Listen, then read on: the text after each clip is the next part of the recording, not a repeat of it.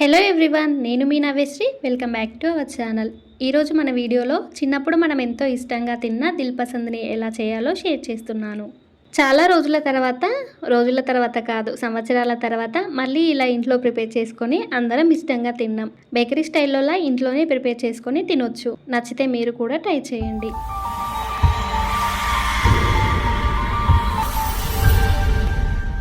ఈ bakery style Dil పసంద్ని చేయడానికి ముందుగా ఒక బౌల్ని తీసుకొని అందులోకి 1 కప్పు వరకు మైదాని వేసుకోవాలి. మీరు గోధుమ పిండిని కూడా యూస్ చేయొచ్చు. ఈ పిండిలోకి pinch of salt, 1 teaspoon వరకు షుగర్, 2 స్పూన్ల వరకు ఆయిల్ని కానీ బటర్ని కానీ వేసుకోవాలి. వీటన్నింటినీ మంచిగా రబ్ చేస్తూ కలుపుకోవాలి. బటర్ని తీసుకున్నట్లయితే కరిగించిన బటర్ని వేసుకోండి.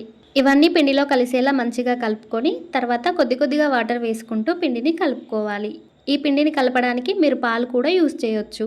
ఈ పిండి చపాతీ పిండి కంటే కొంచెం గట్టిగా ఉండాలి. అప్పుడే మనం చేసే దిల్ పసంద్ పొరలుగా క్రిస్పీగా వస్తుంది.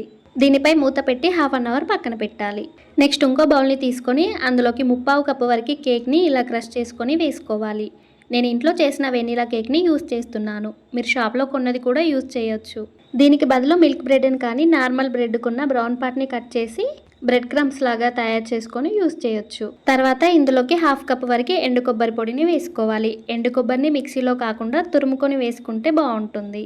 నెక్స్ట్ ఇందులోకి 1/4 కప్పు వరకు టూటీ ఫ్రూటీని వేసుకోవాలి. మీకు ఇష్టమైతే ఇంకో టేబుల్ స్పూన్ వరకు కూడా వేసుకోవచ్చు.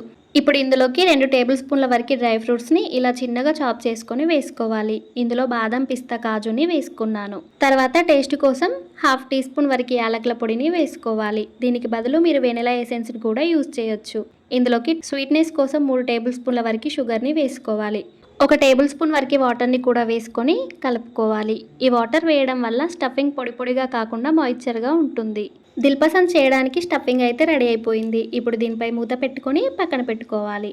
మనం ముందుగా కలిపి నానబెట్టిన పిండిని తీసుకొని ఒకసారి మెల్లిగా ప్రెస్ చేస్తూ కలపాలి. దీన్ని 2 ఈక్వల్ పార్ట్స్లా డివైడ్ చేసుకోవాలి. మనం తీసుకున్న ఈ పిండికి 2 మీడియం సైజ్ దిల్ పసంద్ని చేసుకోవచ్చు. లేదంటే మీరు ఒకటే పెద్ద సైజులో కూడా చేసుకోవచ్చు. ఇందులోంచి ఒక పిండి ముద్దను తీసుకొని పొడిపిండి చల్లుకుంటూ మీకు ఎంత వీలైతే అంత పలుచగా పెద్ద సైజులో రోల్ చేసుకోవాలి. తర్వాత దీని మీద 1 టీ స్పూన్ వరకు బటర్ని వేసుకొని ఈవెన్గా స్ప్రెడ్ చేయాలి. నేను వీడియోలో చూపిస్తున్నట్టు చపాతీ మొత్తం స్ప్రెడ్ అయ్యేలాగా స్ప్రెడ్ చేసుకోవాలి. ఈ బటర్కి బదులు మీరు ఆయిల్ని కానీ నెయ్యిని కానీ యూస్ చేయొచ్చు. ఈ చపాతీ మొత్తం కవర్ అయ్యేలా పొడిపిండిని చల్లుకోవాలి. తర్వాత నేను వీడియోలో చూపిస్తున్నట్టు మళ్ళీ ఒకసారి ఫోల్డ్ చేసుకొని దానిపైన బటర్ని అప్లై చేసి పొడిపిండిని చల్లుకొని మళ్ళీ ఫోల్డ్ చేసుకోవాలి. మీకు ఎన్నిసార్లు వీలైతే అన్నిసార్లు ఫోల్డ్ చేసుకొని ఫోల్డ్ చేసిన ప్రతిసారి బటర్ని అప్లై చేసి పొడిపిండిని చల్లుకోవాలి. ఇలా చేయడం వల్ల మనం చేసే దిల్ పసంద్ పొరలుగా వస్తుంది. 2 పిండి ముద్దల్ని కూడా ఇలా చేసుకొని 15 మినిట్స్ పక్కన పెట్టాలి. 15 మినిట్స్ తర్వాత ఇందులోంచి ఒకటి తీసుకొని పొడిపిండి ఏం చల్లకుండా రౌండ్గా చపాతీలాగా రోల్ చేసుకోవాలి. మనం చేసుకున్న ఫోల్డ్స్ అన్ని లోపల వైపు వచ్చేలా దిల్ పసంద్ పై వైపు ఉండేది నీట్గా ఉండేలాగా చూసుకోవాలి. చపాతీని మరీ పల్చగా కాకుండా మరీ మందంగా కాకుండా చేసుకోవాలి. నెక్స్ట్ ఇందులోకి మనం రెడీ చేసి పెట్టిన స్టఫింగ్ని సగం వరకు వేసుకోవాలి. ఇలా స్టఫింగ్ని వేసిన తర్వాత నీట్గా ఒక దగ్గరికి అనుకొని నేను వీడియోలో చూపిస్తున్నట్టు ఎడ్జెస్ అన్నీ ఒక దగ్గరికి అనుకొని ట్విస్ట్ చేసి లోపలికి ప్రెస్ చేసుకోవాలి.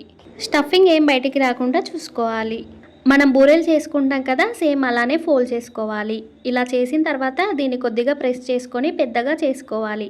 చపాతీ కర్ర యూజ్ చేయకూడదు. మీకు ఎంత మందంలో కావాలంటే అంతవరకు ప్రెస్ చేసుకోవాలి. ఇలా చేసుకున్న దిల్ పసంద్ని ఒక ప్లేట్లోకి తీసుకొని పైన బటర్ని అప్లై చేసుకోవాలి. నెక్స్ట్ స్టవ్ పైన వెడల్పుగా మందంగా ఉండే గిన్నెను ఏదైనా పెట్టుకొని అడుగున సాల్ట్ను వేసుకోవాలి. మీరు సాల్ట్కు బదులు ఇసుకను కూడా వేసుకోవచ్చు. ఇందులోకి ఒక స్టాండ్ను పెట్టుకొని మూత పెట్టి మీడియం ఫ్లేమ్లో 10 మినిట్స్ వరకు ప్రీహీట్ చేసుకోవాలి. మనం కేక్ కోసం చేసుకుంటాం కదా, సేమ్ అలానే చేసుకోవాలి. 10 మినిట్స్ తర్వాత మూత తీసి మనం రెడీ చేసి ప్లేట్లోకి తీసుకున్న దిల్ పసంద్ని ఇందులో పెట్టి మూత పెట్టి 15 to 20 మినిట్స్ వరకు లో టు మీడియం ఫ్లేమ్లో బేక్ చేయాలి. ఫ్లేమ్ని అడ్జస్ట్ చేసుకుంటూ మధ్యలో చూస్తూ ఉండాలి, లేదంటే కింద మాడిపోతుంది.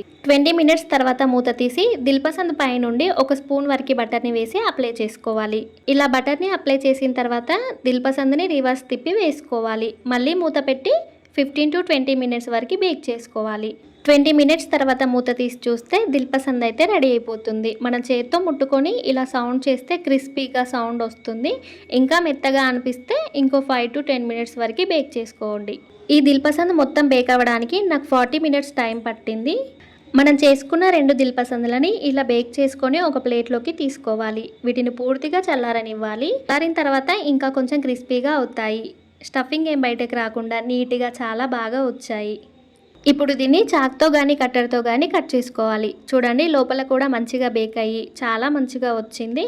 టేస్ట్ కూడా చాలా బాగుంది. ఓవెన్లో బేక్ చేస్తే పైన చూడడానికి ఇంకా బాగా కనిపిస్తుంది. మీరు కూడా ఈ దిల్పసంద్ తినడం మిస్ అవుతున్నారా? మరి లేట్ చేయకుండా మీరు కూడా మీ ఇంట్లో ట్రై చేసి మీ ఫీడ్బ్యాక్ని నాతో షేర్ చేసుకోండి. వీడియో నచ్చితే please do like, share and subscribe to our channel. Thank you for watching. Next ఇంకొక మంచి రెసిపీతో మళ్ళీ కలుద్దాం.